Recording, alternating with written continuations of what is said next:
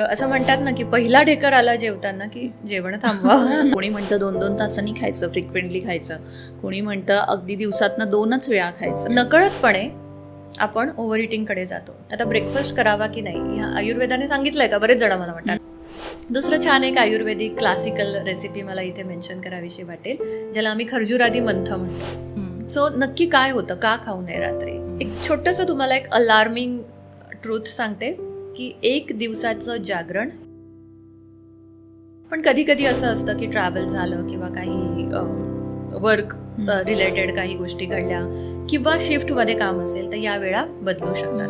मग अशा वेळेस कधीतरी भूक नसेल तर is it okay to skip a meal? Fasting हे किती महत्त्वाचं आहे आणि ते प्रत्येकाच्या बॉडीला सुटेबल होऊ शकतं का?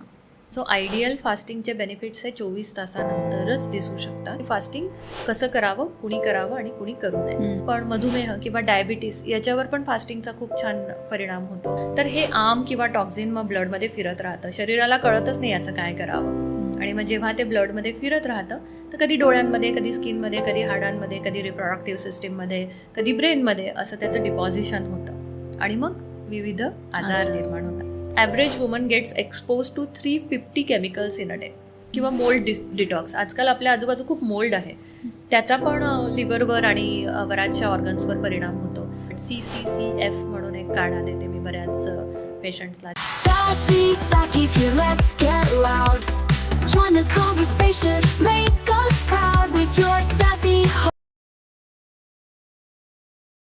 नमस्कार, सॅसी सखीमध्ये आपलं पुन्हा एकदा स्वागत आहे. Eating is our everyday activity.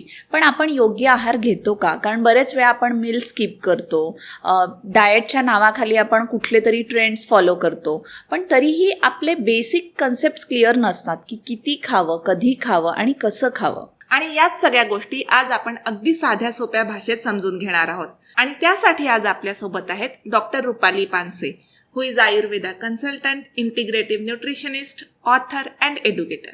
Hello, welcome Dr. Rupali. High Leena. Doctor Rupali, तुमचं सासी सखीमध्ये खूप खूप स्वागत. थँक्यू मिनाल. सो डॉक्टर रुपाली, तुम्ही एक इंटिग्रेटिव्ह न्यूट्रिशनिस्ट आहात आणि आयुर्वेदा कन्सल्टंट आहात. तर थोडा तुमच्या जर्नीबद्दल आधी आमच्या प्रेक्षकांसाठी एक इंट्रोडक्शन द्याल? जरूर जरूर.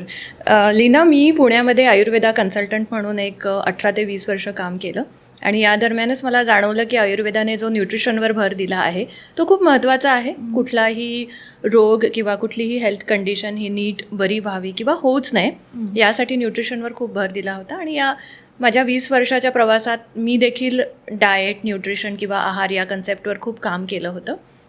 हे काम करता करताच उदरस्थ नावाचं माझं एक पुस्तक आलं. सुरुवातीला मी पेशंट करता, नंतर एक सोशल मीडियावर काही लिखाण सुरू केलं होतं आणि त्या दरम्यान माझं आयुर्वेदिक आहारावर डेडिकेटेड असं उदरस्थ पुस्तक आलं. त्यानंतर मी पुणे युनिव्हर्सिटीमध्ये इंटिग्रेटिव्ह डायटेटिक्सचा कोर्सही डिझाईन केला. खूप सुंदर कोर्स होता तो, की फक्त मॉडर्न न्यूट्रिशन कुठेतरी अपुरं पडतं आहे. फक्त कॅलरी, फॅट, प्रोटीन्स किंवा फोकस असतो. कॅल्क्युलेटिव्ह जे आपण म्हणतो ना, कॅल्क्युलेटिव्ह आहार, तो कुठेतरी प्रॅक्टिकल नसतो. आणि मग आम्ही विचार केला की आयुर्वेदाचं विजडम आणि मॉडर्न न्यूट्रिशन्सचं जे काही रिसर्च आहे किंवा जो काही स्टँडर्ड प्रोटोकॉल आहे तो कुठेतरी एकत्र आणता येईल का. आणि असा माझा प्रवास इंटिग्रेटिव्ह न्यूट्रिशनकडे सुरू झाला. आणि साधारण 2019 साली मी US मूव्ह झाले, ऑर्लँडोला, फ्लोरिडाला. आणि तिथे जाऊन मी मास्टर्स देखील केलं न्यूट्रिशनमध्ये. आणि आता एक असं स्ट्रॉंग फाउंडेशन तयार झालेलं आहे जिथे मी आयुर्वेद आणि मॉडर्न न्यूट्रिशन यावर काम करू शकते आणि माझ्या पेशंट्सला, क्लायंट्सला एक आयडियल आहाराबद्दल मी गायडन्स करू शकते. आणि या दरम्यानच लीना आणि Minal, I am very fortunate, I consider myself very fortunate की खूप छान लोक जोडल्या गेली. खूप चांगल्या युनिव्हर्सिटीबरोबर मी जोडल्या गेलेले आहे आणि तिथे मी शिकवती आहे. आणि पुढे जाऊन माझं फूड गुरु हे पुस्तक आलं. त्यानंतर न्यूट्रोसिटिकल्सवर मला लिहायची संधी मिळाली. ही सगळी बुक्स जी आहेत ती रेफरन्स बुक आहे, रिसर्च बुक्स आहेत. सो ओव्हरऑल आयुर्वेदा, आहार, न्यूट्रोसिटिकल्स आणि मॉडर्न न्यूट्रिशन यावर लिखाण आणि शिक्षण आणि प्रॅक्टिस, कन्सल्टेशन असा एक प्रवास माझा सुरू आहे. Very interesting. सो एक सगळ्यात पहिला प्रश्न, बेसिक प्रश्न, की आपण किती खावं? म्हणजे असं म्हणतात किंवा इकिगाई ह्या पुस्तकात पण लिहिलं आहे की 80% पोट भरेस्त खावं आणि नंतर उठावं, ताटावरून उठावं. तर हे खरंच किती योग्य आहे. अगदी 2 ग्रुप्स आहेत. खाण्यासाठी जन्म आपुला म्हणणारा एक ग्रुप आहे आणि मिताहारावर विश्वास ठेवणारा एक ग्रुप आहे. मला वाटते कुठेतरी आपण सुवर्ण मध्य गाठला पाहिजे. आणि खूप छान प्रश्न आहे हा. आयुर्वेदामध्ये फार सुंदर वर्णन आलेलं आहे की कन्सिडर की तुमचं स्टमक किंवा आमाशय जे आहे त्याचे 4 इमॅजिनरी भाग कन्सिडर करा. त्यातला एक भाग हा कायम मोकळा राहिला पाहिजे. एक भाग हा असतो जड अन्न किंवा जे सॉलिड फूड आहे ते चांगलं पोटभरीचं जे अन्न म्हणतो आपण ते त्यासाठी असतो. दुसरा पोर्शन जे असतो जो आपण ताक आहे, वरण आहे, सूप आहे, अशा लिक्विड पोर्शनसाठी इतकं डिटेल वर्णन आहे की लिक्विड पोर्शनसाठी तो ठेवा. थर्ड जो आहे तो थोडासा मोकळा ठेवा. नंतर काही खायचं झालं तर याचा अर्थ जेवणानंतर लगेच असं नाही, पण जेवणाच्या दरम्यानच. आणि चौथा मात्र भाग पूर्ण मोकळा हवा, कारण जेवण झाल्या तुमचं शरीर कामाला लागतं. ओके. बरोबर. आपण जे अन्न खातो त्यामध्ये डायजेस्टिव्ह ज्युसेस मिक्स होतात, हायड्रोक्लोरिक ॲसिड मिक्स होतं आणि ओव्हरऑल जो अन्नाचा व्हॉल्यूम असतो तो वाढतो. असं एक फेसाळ स्वरूप अन्नाला प्रदान होतं, ज्याला कायम असा शब्द आहे न्यूट्रिटिव्ह लँग्वेजमध्ये. तर हे जे कायम असतं ना ते खूप आंबट असतं, फ्रॉदी असतं, फेसाळ असतं आणि ओव्हरऑल त्याचा व्हॉल्यूम वाढलेला असतो. आता जर तुम्ही पोटभर खाल्लं आणि व्हॉल्यूम वाढला तर काय होईल? स्टमक स्ट्रेच होईल. पहिली गोष्ट स्टमक स्ट्रेच होईल. आणि स्टमक स्ट्रेच झाल्याचा पहिला सिग्नल हा तुमच्या ब्रेनला जातो. याचा अर्थ की ब्रेन म्हणतं की ओके ही माझी कपॅसिटी आहे जेवणाची. मग तो व्हॉल्यूम कुठेतरी ब्रेनमध्ये रजिस्टर झालेला असतो आणि नेक्स्ट टाइम तुम्ही तेवढं खाल्ल्याशिवाय तुमचं पोट भरत नाही. आणि मग ही थ्रीशोल्ड लेवल वाढत जाते आणि मग ओव्हर इटिंगकडे कुठेतरी कल जातो. हा एक परिणाम. दुसरा परिणाम असा होतो की अन्नपचनाच्या दरम्यान चर्निंग किंवा एक ग्राइंडिंगची प्रोसेस चालू असते. जर ऑलरेडी तुमचं स्टमक स्ट्रेच असेल तर ती ग्राइंडिंगची प्रोसेस नीट नाही होणार. तिसरा मुद्दा की हे अन्न पचवताना वेगवेगळे गॅसेस तयार होतात. तर गॅसेसचा नॅचरल टेंडन्सी असते टू गो अपवर्ड्स. बरोबर. आणि मग ती जर मोकळी जागा नसेल आमाशयामध्ये किंवा स्टमकमध्ये तर मग कुठेतरी प्रेशर दिलं जातं. मग बरेच जण कंप्लेंट करतात की जेवल्या मला ब्लोटिंग होतं आहे, जेवल्या मला पोटाला तडस लागणे, हा एक खूप छान शब्द प्रचलित आहे की तडस लागतीये, खूप अनकम्फर्टेबल वाटतं आहे. तर या सगळ्या गोष्टी याच्यामुळे होऊ शकतात. सो इमॅजिन की तुमच्या स्टमकमध्ये 4 कंपार्टमेंट्स आहेत आणि त्यातलं एक कंपार्टमेंट कायम मोकळं ठेवा. याच्यासाठी खूप छान एक चाचणी आहे किंवा टेस्ट आहे की कसं काय मी समजावं की माझं पोट भरलंय. तर असं म्हणतात ना की पहिला ढेकर आला जेवताना की जेवण थांबवा. सो एक असं आपण एक ढोबळमानाने म्हणू शकतो. म्हणून किती खावं याला हे एक उत्तम उत्तर आहे माझ्या अंदाजाने. सो किती खावं याचं तुम्ही खूप छान उत्तर दिलं आहे. पण दिवसातनं किती वेळा खावं, कारण ना खूप वेगवेगळे कन्सेप्ट्स आहे सध्या. कोणी म्हणतं 2-2 तासांनी खायचं, फ्रिक्वेंटली खायचं. कोणी म्हणतं अगदी दिवसातनं 2च वेळा खायचं. सो तुमचं काय मत आहे याच्यावर? यासाठी मला असं वाटते की काही क्लासिफिकेशन कन्सिडर करणं गरजेचं आहे. फॉर एक्झाम्पल टीन एज आहे, ॲडोलसंट एज आहे, ग्रोईंग एज आहे, चिल्ड्रन आहेत. त्यांना वारंवार खाणं गरजेचं असतं कारण त्यांचा मेटाबॉलिक रेट फास्ट असतो, त्यांचा सेल रिजनरेशन रेट फास्ट असतो. त्यांना हाय एनर्जी फूड लागतं, हाय कॅलरी फूड लागू शकतं. त्यामुळे त्यांच्या बाबतीत अगदी काटेकोर असं आपण काही म्हणू शकत नाही. सो ते ॲक्टिव्ह असतात फिजिकली, अभ्यास करताना देखील कॅलरीज बर्न होतात, त्यामुळे भूक लागते. सो त्यांना खाऊ देत. पण त्याही मध्ये केवळ भुकेची वेळ आहे, केवळ जेवणाची वेळ आहे, केवळ आता माझा स्वयंपाक तयार आहे म्हणून त्यांना फोर्स करू नये. तर भुकेला ओळखणं ही एक खूप छान सवय आपण मुलांना लावू शकतो की मला व्यवस्थित भूक लागली आहे आणि आता मला जेवण हवं आहे. ही जी टेस्ट आहे ती मला असं वाटतं प्रत्येकाने फॉलो करणं गरजेचं आहे. स्पेसिफिकली लहान मुलं आणि ॲडोलसंट एजमध्ये. या उपर जाऊन कोणी स्पोर्ट्स पर्सन आहे, ॲथलेट आहे किंवा खूप शारीरिक कष्ट करण्याची ज्यांचा प्रोफेशन आहे, अशा लोकांना कदाचित 4 वेळा देखील अन्न लागू शकतं. पण अन्न पचणं आणि त्यानंतर भूक लागणं आणि मग पुढचं मील घेणं हे खूप गरजेचं आहे. अनफॉर्च्युनेटली आत्ता आपण काय बघतो की दर 3 तासाने मला खायचं आहे. त्यामुळे मग भूक लागली आहे की नाही, अन्न पचलं आहे की नाही, खरंच मला त्या कॅलरीजची त्या मीलची गरज आहे की नाही, हे कुठेच तपासून बघितल्या जात नाही. आणि मग नकळतपणे आपण ओव्हर इटिंगकडे जातो. नकळतपणे आयुर्वेदामध्ये खूप छान शब्द आहे त्याला, संतर्पण अपतर्पण असे 2 कन्सेप्ट आहे. तर संतर्पण ऐकायला छान वाटतं की संतर्पण म्हणजे न्यूट्रिशन दिसतंय, पण कधी कधी ते संतर्पण हे फाजील न्यूट्रिशन पण असू शकतं, ज्याला आपण अनकॉन्शियस ओव्हर न्यूट्रिशन म्हणतो. तर त्याकडे जर मग कल झाला दर 3 तासांनी खाताना, तर इन्सुलिन इन्व्हॉल्व्ह होणार. कंटिन्युअस इन्सुलिन सेक्रीट होणं शरीरामध्ये हे उत्तम नाही आहे. याचबरोबर तुम्ही तुमच्या डायजेस्टिव्ह सिस्टीमला कायम बिझी ठेवताय. डायजेस्टिव्ह सिस्टीमचं काम काय आहे? डायजेस्टिव्ह सिस्टीमचं काम आहे की खाल्लेला आहार नीट पचवून त्यातनं न्यूट्रियंट्स घेऊन ते न्यूट्रियंट्स शरीरात हवे तिथे पोचवणं आणि त्याचा उपयोग करून टिश्यू बिल्ड करणं. मग ह्याला वेळ हवा ना शरीराला. जर तुम्ही कंटिन्युअस त्या सिस्टीमला बिझी ठेवलं खाण्यामध्ये, तर कदाचित तुमचं टिश्यू नरिशमेंट नीट होणार नाही. आयुर्वेदाने सांगितलं आहे की पहिलं अन्न नीट पचल्याशिवाय जर तुम्ही दुसरा आहार घेत असाल, भूक लागल्याशिवाय जर तुम्ही दुसरा आहार घेत असाल, तर मग कुठेतरी ते ओबेसिटीकडे आहे, इन्शुलिन रेझिस्टन्सकडे आहे, किंवा काही नॉन कम्युनिकेबल डिसीजेस होण्याकडे त्याचा कल वाढू शकतो. मग किती वेळा खावं? बरोबर. आता त्यात अजून एक क्रायटेरिया आहे, प्रेग्नंट वुमन. ऑब्व्हियसली त्यांचं कॅलरी नीड पण जास्त असते, त्यामुळे त्यांनी वारंवार खाणं योग्य आहे. मधुमेही जे आहेत त्यांची शुगर लेवल जर खूप ड्रॉप होत असेल, तर तोही आहार आपण कदाचित, मी म्हणते प्रत्येक वेळेस नाही, प्रकृती बघून, केस टू केस व्हॅरी होत असं. केस टू केस ते व्हेरी होतं. आणि याच्याखेरीज आम्ही मधुमेहाचे प्रकार पण मानतो, वातज, पित्तज, कफज. तर कफाच्या मधुमेहाला आम्ही नाही कायम खायला लावत, पण वाताच्या मधुमेहाला कदाचित आम्ही तेवढी लिबर्टी देतो, कारण की त्याच्या नीड्स वेगळ्या असतात. सो हेल्थ कंडिशन, एज, तुमची फिजिकली तुम्ही किती ॲक्टिव्ह आहात, आणि या सगळ्या, प्रकृती पण महत्त्वाची आहे. पित्ताची प्रकृती, पित्ताच्या प्रकृतीला कायम खायला लागतं, कारण ती त्यांचा अग्नी, त्यांचा ॲपेटाईट, त्यांचा मेटाबॉलिक रेट हा खूप छान असतो. व्हेराज कफाची व्यक्ती आपल्याला दिसताना अशी खूप छान स्ट्रॉंग, हेल्दी, आणि असं वाटतं की वा, खूप एकदम व्यवस्थित दणकून खाणारी ही व्यक्ती असणार, परंतु बघायला अगदी अपोजिट मिळतं. अगदी छान छोट्याशा मीलमध्ये पण त्यांचं छान पोट भरतं. सो अंडरस्टँड युअर प्रकृती, तुमच्या बॉडी नीड्स काय आहे, हेल्थ कंडिशन काय आहेत, फिजिकली तुम्ही किती ॲक्टिव्ह आहात, या सगळ्या बाबी तपासून मग आम्ही सल्ला देतो.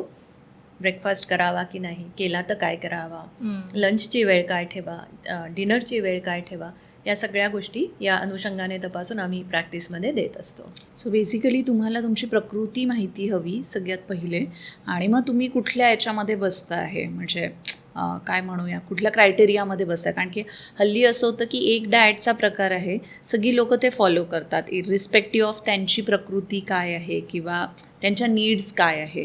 आणि त्यामुळे कदाचित ते, म्हणजे ब्रेकफास्ट इवन आपण घेतलं, ब्रेकफास्ट बरेच जण म्हणतात की स्किप करावा, बरेच जण म्हणतात ब्रेकफास्ट हेवी करावा. सो याच्याबद्दल तुम्ही काय सांगणार? अगेन हे पण व्हॅरी होतं प्रत्येकाच्या प्रकृतीनुसार. अगदी किती छान मुद्दा काढलायस तू, की खरंच प्रकृती माहीत असेल ना, तर आपल्याला खूप गोष्टी क्लिअर होतात. आता ब्रेकफास्ट करावा की नाही, ह्या आयुर्वेदाने सांगितलं आहे का? बरेच जण मला म्हणतात आयुर्वेदात मध्ये ब्रेकफास्टचा उल्लेख आहे का? हो आहे ना, नेहारी म्हणून उल्लेख आहे. आणि हेमंत ऋतू म्हणजे हिवाळा हा एकदम बेस्ट ऋतू आहे ब्रेकफास्टसाठी. तिथे तुम्ही काहीच विचार करायचा नाही, ब्रेकफास्ट हा करायलाच हवा, कारण तुमची बॉडी ऑफकोर्स हाय कॅलरी नीडमध्ये असते तेव्हा. पण मग ब्रेकफास्ट कोणी करू नये तेही जाणून घेणं महत्त्वाचं आहे. त्याच्यासाठी 4 एक सिम्पटम्स सांगितले आयुर्वेदामध्ये, की उठल्यावर जर तुमची जीभ स्वच्छ असेल, तुम्हाला मोशन व्यवस्थित झाली, तुम्हाला आळस आणि जडत्व नसेल, म्हणजे हेवीनेस नसेल, म्हणजे जांभया येणं किंवा माझी झोप झालीच नाही आहे असं वाटणं, आणि सगळ्यात महत्त्वाचं कडकडून भूक लागली आहे की नाही. हे 4 ते 5 मुद्दे जर तुम्ही तपासून पाहिले, तर तुम्हालाच कळेल आज मी ब्रेकफास्ट करायला हवा की नाही. ओके. तर हे छोट्या छोट्या इनपुट्स मला प्रॅक्टिसमध्ये फार उपयोगी पडतात, कारण की हे सगळे प्रश्न खूप कॉमन आहे, त्यावर खूप विविध माहिती इंटरनेटवर आहे किंवा विविध तज्ज्ञांचे विविध मतं आहेत. पण तुमची स्वतःची बॉडी ओळखायला शिका, स्वतःशी कॉन्व्हर्सेशन करा, स्वतःच्या नीड जाणून घ्या, स्वतःचा अग्नी किंवा मेटाबॉलिक रेट किंवा ॲपेटाईट समजून घ्या, आणि मग त्यानुसार तुम्ही तुमचा डाएट प्लॅन करू शकतात. पित्ताच्या प्रकृतीला नक्कीच ब्रेकफास्ट आवश्यक असतो. कफाच्या प्रकृतीला आम्ही सांगतो की ब्रेकफास्ट केला तर मग थोडासा तो लो कॅलरी आणि हाय न्यूट्रिशियस, म्हणजे मायक्रोन्यूट्रियंट रिच ब्रेकफास्ट करा. मग त्यामध्ये फ्रूट्स येतात किंवा सीड्स, नट्स आणि सीड्सचा एक छोटासा लाडू येईल. त्यांना भरपेट जास्त कार्बोहायड्रेट्सची कदाचित गरज नाही पडणार. पण वाताची प्रकृती असेल तर वाताच्या प्रकृतीला एनर्जी कन्झम्पशन रेट खूप असतो, त्यामुळे त्याला सेपरेट थोडे कार्बोहायड्रेट्स देणं पण आम्हाला गरजेचं वाटतं. मग त्यावेळेस ते कार्बोहायड्रेट्स, कॉम्प्लेक्स कार्बोहायड्रेट्स कसे असतील हे असं आम्ही बघतो. म्हणजे मग मिलेट्स आहेत किंवा हाय फायबर काही भाज्या आहेत, मग भाज्या घालून दलिया आहे, भाज्या घालून भगर आहे, किंवा त्याच्याबरोबर एक छान लाल भोपळ्याचं टमॅटोचं सूप आहे, किंवा जवसाची चटणी आहे. असा तो खूप एक सर्वांगाने विचार करून आम्ही प्रकृतीनुसार डाएट डिझाईन करत असतो आणि तसेच ऑप्शन्स पण देतो. याखेरीज हेल्थ कंडिशनचा मी मागे उल्लेख केला, त्यावरही तुमचा ब्रेकफास्ट किंवा बाकीचे मील टायमिंग्स हे ठरत असतात. फॉर एक्झाम्पल कोलायटिस किंवा ग्रहणी हा एक असा व्याधी आहे की त्यांना एकाच वेळेस खूप जेवण करून चालतच नाही, कारण खूप नाजूक झालेली असतात आतडी. मग अशा वेळेस तो डाएट छान प्लॅन करावा लागतो, 3 ते 4 वेळा, पटकन पचणारं किंवा कॅलरीज कमी, हेवीनेस कमी आणणारं पण उत्तम पोषण देणारं, कारण त्यांचे आतडे इतके नाजूक झालेले असतात की न्यूट्रिशन किंवा न्यूट्रियंट्स नीट ओढल्या नाही जात शरीरात, नीट ॲब्सॉर्ब नाही होत.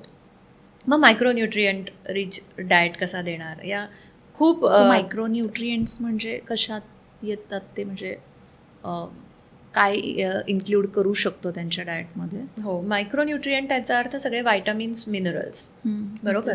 मग ते कशातनं जातात तर ऑफकोर्स कार्बोहायड्रेट्समधनं देखील जातात, पण सगळ्यात आधी रंगबिरंगी ज्या गोष्टी आहेत ना, म्हणजे 7 रंग धनुष्यांचे, ते जिथे रिच आहेत, जिथे भरभरून दिलेत निसर्गाने, त्यातून मायक्रोन्यूट्रियंट्स खूप छान जातात. मग फळं आहेत, भाज्या आहेत, बेरीज आहेत, द्राक्ष आहेत, मनुका आहेत, त्याच्यानंतर बदाम, काजू, अक्रोड, या सगळ्या गोष्टींमधनं मायक्रोन्यूट्रियंट्स छान जातात. सो मग आता कोलायटिसबद्दलच बोलतो आहोत आपण, तर थोडंसं 1-2-3 मी रेसिपीज मला आवडतील सांगायला. अगदी साधं बेलफळ माहिती आहे? बेलफळाचं सरबत आहे, त्यामध्ये आम्ही थोडंसं धने जिरे किंवा काळी मिरे टाकतो, सैंधव टाकतो, आणि त्याच्याने ते इतकं सुंदर मायक्रोन्यूट्रियंट रिच होतं. ॲट द सेम टाईम ते मेडिसिनल पण होतं, कारण बेलफळामध्ये मायक्रोन्यूट्रियंट्स तर आहेच, याखेरीज एक पोट दुखणं किंवा पोटामध्ये मुरडा येणं किंवा जास्त लूज मोशन होणं, हे जे सिम्पटम्स आहेत कोलायटिसचे, ते देखील कमी होतात. दुसरं छान एक आयुर्वेदिक क्लासिकल रेसिपी मला इथे मेन्शन करावीशी वाटेल, ज्याला आम्ही खर्जुरादी मंथ म्हणतो. त्याच्यामध्ये सगळे व्हायटमिन सी आणि फॉलिक ॲसिड रिच इन्ग्रेडियंट्स आहेत, जे अतिशय इन्स्टंटली रेप्लेनिशिंग असतात. त्याच्यामध्ये काळे खजूर आहेत किंवा आपले फ्रेश खजूर आहेत, मनुका आहेत, द्राक्ष आहेत, बोरं आहेत, आमसूल आहे, चिंच आहे, आवळा आहे, असे खूप छान, बघ ना आता हे सगळेच छान व्हायटमिन सी रिच इन्ग्रेडियंट आहे, आणि त्याच्यासाठी गोळी घ्यायची गरज नाही, आणि परत हायड्रेशन छान मेंटेन केल्या जातं खर्जुरादी मंथने. आणि इतकी सुंदर आणि सोपी रेसिपी आहे. फूडगुरू बुक म्हणूनच मी लिहिलं, कारण त्यामध्ये 130 पेक्षा जास्त रेसिपीज मी मेन्शन केल्या आहेत त्याच्यामध्ये. अगदी, आणि रेसिपीज तर आहेच, पण कुठल्या प्रकृतीला छान आहे, कुठले रोग असताना तुम्ही हे औषध म्हणून घेऊ शकता, हे पण मी देण्याचा प्रयत्न केला आहे. आणि काय गुणधर्म आहे आयुर्वेदानुसार, मॉडर्न न्यूट्रिशननुसार, तर खूप सखोल आहे. आपण जेवढं न्यूट्रिशन सायन्स फक्त प्रोटीन, कार्बोहायड्रेट, फॅटवर आणून त्या 4 याच्यातच बसतं, प्रोटीन, कार्बोहायड्रेट आणि हे सगळं. तर त्याही पलीकडे जाऊन एक, यालाच इंटिग्रेटिव्ह न्यूट्रिशन असं म्हणतात, की प्रकृती, गुणधर्म, आयुर्वेदिक गुणधर्म, आणि आपल्याला जे मॉडर्न न्यूट्रिशनने खूप छान सखोल संशोधन करून जे प्रदान केलं आहे, ते कुठे त्या व्यक्तीच्या मॅक्सिमम बेनिफिटसाठी कसं आम्ही वापरू शकतो, हा एक ऑनेस्ट एफर्ट कायम प्रॅक्टिसमधनं माझ्या असतो, आणि त्यालाच इंटिग्रेटिव्ह न्यूट्रिशन आपण नाव देऊ शकतो. आणि मला वाटतं खाणं हे फार सवयीवर पण डिपेंड असतं. म्हणजे बहुतेक वेळा लोकांना भूक लागली की नाही, पण एक सवय असते की दर थोड्या वेळाने फ्रीज उघडून बघा आणि काहीतरी जसं ऑटोमॅटिकली येणार आहे त्याच्यातनं काहीतरी. तर ती एक सवय. त्याचप्रकारे एक सवय खूप झाली आहे आजकाल, की लोक बिंज वॉच करतात रात्री, नेटफ्लिक्स अँड चिल छान काहीतरी बघायचं, आणि मग बघता बघता लागते भूक, रात्री लेट नाईट खायचं काहीतरी. त्याचे लॉंग टर्म काय परिणाम होतात शरीरावर? म्हणजे तुझा प्रश्न मला 2 भागांमध्ये डिवाइड करायला आवडेल. पहिले तर खाण्याची कायम इच्छा होणं. या मेंदू आणि गट याचा खूप जवळचा संबंध आहे. जेव्हा आपण मेंदूला एखादं रिवॉर्ड द्यायचा प्रयत्न करतो ना, तेव्हा नकळत आपल्याकडे खाल्ल्या जातं. कारण रसना हे जिभेचं आयुर्वेदिक, नॉट आयुर्वेदिक, संस्कृत नाव आहे जिभेला रसना. का तर सर्व प्रकारच्या रसांचा ती आनंद घेऊ शकते, ॲट द सेम टाईम ती ब्रेनला तो आनंद पोचवू शकते. सो ते एक रिवॉर्ड असतं आपल्याला. म्हणून तू सायकोलॉजिकली आपण काही डिस्टर्ब असलो, काळजीत असलो, इवन रागवलेलो असलो, किंवा इनडिसिजिव्ह फेजमध्ये असलो, थोडीशी अनझायटी असली, डिप्रेशन असलं, तर नकळत स्ट्रेस इटिंगकडे आपला कल जातो. काही जणांची भूक मंदावते आणि ते खात नाही, पण बरेचदा स्ट्रेस इटिंगकडे तो कल वाढतो. सो हा संबंध पण समजून घेणं खूप गरजेचं आहे की मला खावंसं वाटतं त्यावेळेला मी खावं की नाही. ॲट द सेम टाईम खावंसं वाटतं आहे म्हणून मला खायचं आहे तर मी काय खावं. या तेही दोन खूप महत्त्वाचं छान आहे. गोष्टी आहेत राईट. हां. म्हणजे मी फ्रीज उघडून त्यातनं काही एक पेस्ट्रीचा पीस खातीये किंवा कॅडबरी काढून खाती आहे का एक छान पटकन अर्ध सफरचंद खातीये, ग्रेप्स टाकतीये तोंडात, ते महत्त्वाचं आहे. जर तुम्हाला खरंच स्ट्रॉंग खायची इच्छा आहे आणि नाही थांबवू शकत आहात तर कुठेतरी मग हेल्दी इटिंगकडे तुम्ही तुमचा कल वाढवा. आणि तुझा सेकंड क्वेश्चन होता की रात्री लेट नाईट जागून इटिंग. खूप महत्त्वाचा प्रश्न आहे. स्पेसिफिकली मला यंग जनरेशनला आत्ता यंग काय अगदी आपल्या आपणही, आपणही हो. बरेचदा त्या चुका करतो कारण जमलो आहेत मैत्रिणी हां. आणि सेलिब्रेट करायचं आहे. So once in a while enjoy करायला हरकत नाही आहे. तुमची बॉडी ॲक्सेप्ट करते, तुमची बॉडी ॲडजस्ट करते, तुमची बॉडी रिपेअर करते. पण ह्या चुका जर वारंवार होत राहिल्या तर मग कुठेतरी ते तुमची इम्युनिटी आहे, डायजेशन आहे, मेटाबॉलिझम आहे, हे कुठेतरी ढासळायला लागतं. सो नक्की काय होतं, का खाऊ नये रात्री किंवा अर्ली डिनर का करावा. कारण की रात्रीची जी वेळ असते ना त्या वेळात तुमच्या शरीरातला मॅक्सिमम उलाढाली होत असतात. जी मेलॅटोनिन लेवल वाढलेली असते त्याच्यामुळे तुमचं BP कमी होतं, हार्ट रेट कमी होतो, श्वसनाचा वेग मंदावायला लागतो, शरीरातले वेगवेगळे एन्झाईम्स आणि हॉर्मोन्स स्रवण्याचं प्रमाण कमी होतं. कारण ही जी वेळ असते ती तुमचा मेंदू आणि तुमची इम्युन सिस्टीम ह्या दोघांच्या डॉमिनन्स खाली असते. आणि ह्या वेळातच शरीरात तुमची जी काही झीज झाली आहे दिवसभरात, जे काही हजारो गोष्टींना तुम्ही एक्सपोज झालेले आहात त्या गोष्टींचं ॲनालिसिस केलं जातं. मग ते अनुभव असो, फिलिंग्ज असो, फॉरेन बॉडीजला एक्सपोजर असो किंवा तुम्ही काही खाल्लं आहे, तुम्ही काही विचार केला आहे, तुम्ही काही पोल्युशनमध्ये गेला आहात, या सगळ्यांचं ॲनालिसिस रात्रीच्या वेळात होतं. Recovery phase. Exactly. Repairing phase चालू होते. रिपेअरिंग, हिलिंग आणि रिजनरेशन अशा त्या 3 स्टेप्स तुमच्या गाढ झोपेत होत असतात. त्यामुळे पहिल्यांदा तर तुम्ही नेटफ्लिक्स किंवा काही कारणास्तव तुम्ही जागता आहात तर तुम्ही तुमच्या ब्रेनला तो वेळ नाही देत आहात, दुसरीकडे एंगेज ठेवता आहात. ब्रेन एंगेज झाला की डायजेस्टिव्ह सिस्टीम पण रेस्ट नाही घेऊ शकत. सो डायजेस्टिव्ह सिस्टीम पण तिथे कुठेतरी इन्व्हॉल्व्ह असते. आणि मग या महत्त्वाच्या काळात तुम्ही काय गमावतात तर इम्युन सिस्टीमचं जे एक रिबूट असतं ना, आपण लॅपटॉप रिबूट करतो, का करतो? कारण त्यालाही तो वेळ मिळावा, काही कोलॅप्स होऊ नये, राईट. सो ही एक रिबूट सिस्टीम आहे तुमच्या शरीरात. नको असलेल्या मेमरीज इरेज करणं, ज्या महत्त्वाच्या मेमरीज आहेत त्या साठवून ठेवणं, या सगळ्या गोष्टी या रात्रीच्या काळात होत असतात. आणि त्या काळात तर जर तुम्ही डायजेस्टिव्ह सिस्टीम बिझी ठेवली तर मग या सगळ्या गोष्टींना वेळ मिळणार नाही. अननेसेसरीली मेटाबॉलिझमचा लोड वाढेल, इंडायजेशन होईल, टॉक्झिन्स वाढतील आणि ते टॉक्झिन्स शरीरात फिरत राहतील. एक छोटंसं तुम्हाला एक अलार्मिंग ट्रूथ सांगते की 1 दिवसाचं जागरण ही तुमची इम्युन सिस्टीम 1 आठवडा मागे नेतात. म्हणजे तुम्ही आज जर जागरण केलं तर त्यामुळे जो लॉस झाला आहे तो भरून काढायला तुमच्या शरीराला पूर्णपणे 1 आठवडा लागतो. मग ही सवय असेल तर मग काय काय होऊ शकतं. त्यामुळे मला असं वाटते निश्चित या गोष्टी टाळणं गरजेचं आहे. खूप महत्वाचं आहे याच्यावर विचार करणं.